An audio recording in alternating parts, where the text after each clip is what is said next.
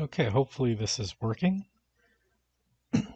Today I'm going to show you how to make this. This is all done in Blender, all procedurally. You won't need any outside textures for displacement or anything like that. I'm going to show you how to do this today. So there's a couple Borg Cube tutorials out there, and I'll be borrowing some things from some of them. One of them uses a particle system, which to me doesn't look quite accurate, but can be done pretty cool. The other one uses displacement maps, and that one has more detail, but it also, because of the high vertice count, the topology makes it difficult to render. It's just really complicated, but they do something else in it that I really like. So we're going to be doing that. So it's a kind of a combination and just a simplified thing. Now, this isn't to make like a close-up movie quality cube. As you see, you zoom in close, it's not going to have the level of detail that you'd need for something like that. But if you're just doing a simple render for like a desktop or something you want to put on your DeviantArt or whatever, this can work.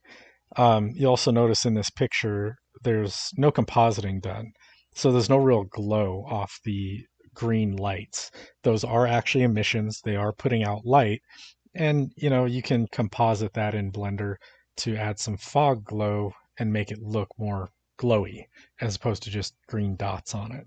So there's a lot of things you can do, but we're going to go over the basics of this and even how that background is made. So let's go ahead and start. In Blender, we are actually going to leave the default camera, the default light, and the default cube. We are not going to get rid of them. So first thing I like to do, just go ahead and start with my materials. This will just be the hull, and then we'll add a second one, and we're going to delete it as well. And that's the scaffold. So scaffolding, we'll worry about that one here in a minute. Go ahead and delete it off there. So there's your basic cube, of course. So we're going to duplicate it twice. So we got 3 cubes here. Let's go ahead and turn off the third one. So I go into wireframe, and now we're going to bring up our end menu, and we're going to scale it 1.005 in each direction. It's just very, very slight, 0.005. And actually, I did that wrong. Let's go ahead and delete cube, the third cube. I'm going to duplicate that one, and now we can scale it up to 0.01, maybe? No. Oh, that's why, 0.01.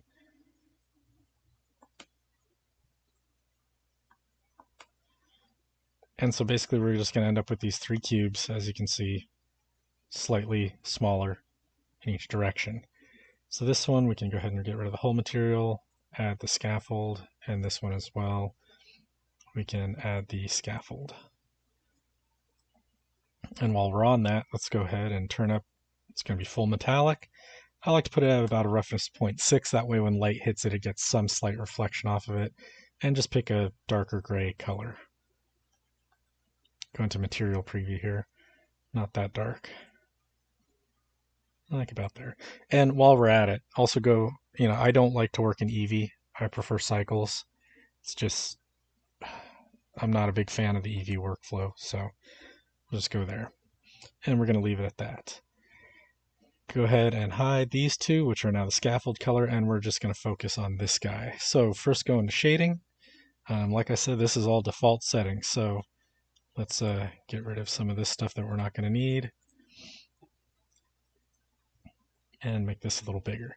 So first thing we're going to do is go into our world settings here, and we are going to make the space background. And this is really simple. You're just going to need 3 color ramps.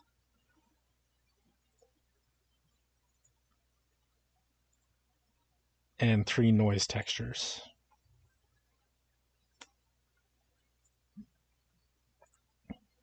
And that's it.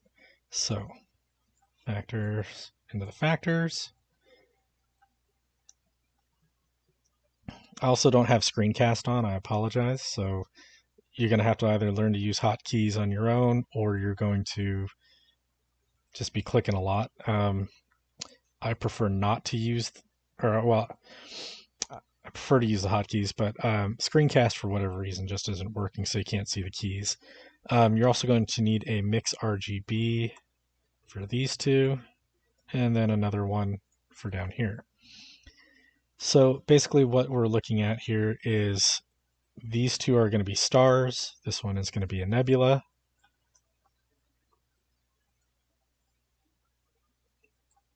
Just like that. So we can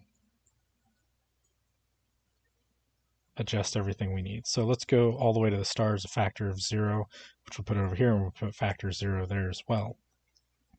Some basic numbers I like to use: 200 for the first ones, about 150 scale for the second ones, and that's all I change on those. And then on the color ramps, I just pick kind of a yellowish color for my stars, and then a bluish color for the other stars. I'll make them something like that. And let's go ahead and turn on rendered view so you can see what's going on. All you have to do is drag this to right about there, and those are a little bit big, so just bring it down. Now you've got a beautiful star view, and then you can go factor 1 here to check this one. And I usually bring these in a little bit less. Fewer blue stars. Factor 0.5, so you get a mix of both. And there you go. There's your star field. Now this one is for a nebula, so we're going to go ahead and turn that all the way up. This one takes a little more work. So we're going to just make a cool, let's say a purplish blue nebula. And just slide your black up so you have some clouds, and then bring the roughness all the way up and detail. You can also change your scale. Do with it what you like. However it looks good to you. Maybe bring that roughness down a little bit. Ooh, too much.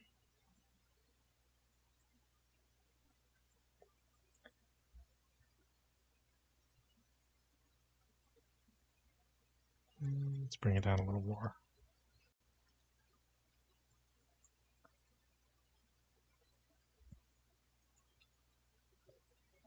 Okay, that's close enough. That's good enough. We just want some nebula-like clouds in there. Doesn't have to be perfect. So bring that back down to 0.5, and now we've got this cool star field with nebula-like clouds in it. That's all you need to do for your world shader. Now let's go to Object and make sure we're on our base cube. And for this, you're going to need a few color ramps, or well, start with one. And then a Voronoi texture. Or excuse me, 2 color ramps. So distance into factor, color into factor, put it on 40, Chevichev, and just leave that there for now. Let's go back to material preview so we can see some of what's going on here. Okay, so these colors, these are going to be your base colors, and the white goes to a darker gray, black to a lighter gray. And what's going to happen here, let's plug it into our base color. So you're going to start to see that pattern on there. And you're just going to adjust these sliders around until you get a pattern you kind of like. So you can see some disappear, some appear, and you want to try and get rid of big flat areas. So part of that too is going to be your scale. So there's our scale. Let's randomize it a little bit there with the W. And the more color variation you have, the more height textures you're going to get different. Okay, that looks good. So we're going to copy those 3.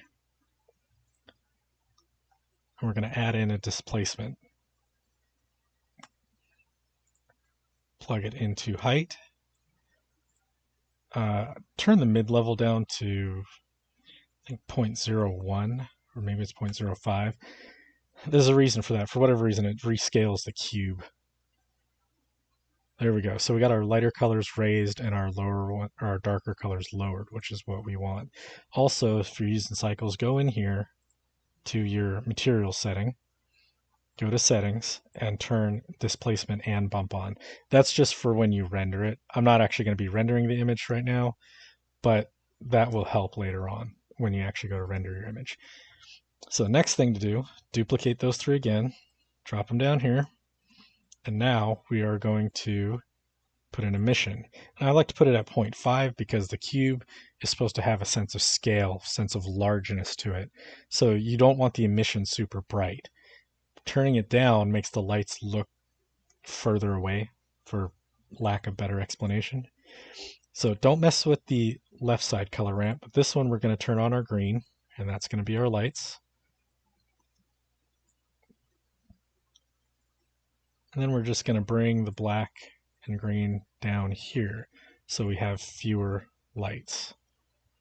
You just don't, you want a few of them in there. You don't want a ton. Okay, now we can mess with this one here. As you see, some of them start disappearing. And this will actually, see they're kind of sharp edges. Let's bring this one back out so we get some variation in brightness, intensity, and then the edges. That's right. And then we'll bring it back down here. And again, it's just a matter of not having too many. You don't want a ton of lights. You just want some. Okay. And that's it for the base of the cube. So now if we go to rendered view, in the layout, you can see you got your lights, you've got your texture. It'll come around here in a second. That's your base. But it still looks very plain, and that's where the other two cubes come in. So go into edit mode, 2 for edge select, select all, make sure, we don't want to do that. We're in the wrong mode. Okay, cube 001 here. Okay, right click, subdivide, and what I like to do is turn this one up to about 15. Deselect everything, and go select S or select random. Turn this down to 0.3 or what used to be 30%. They changed it. Right click, dissolve edges, and now you've got this weird distorted cube. Go into your modifiers on the right, bring up wireframe, put it to 0.005. And now you've got this interesting scaffolding going over. Now it's not a lot, but it's there. Then we're going to do the exact same thing to this cube, sorta.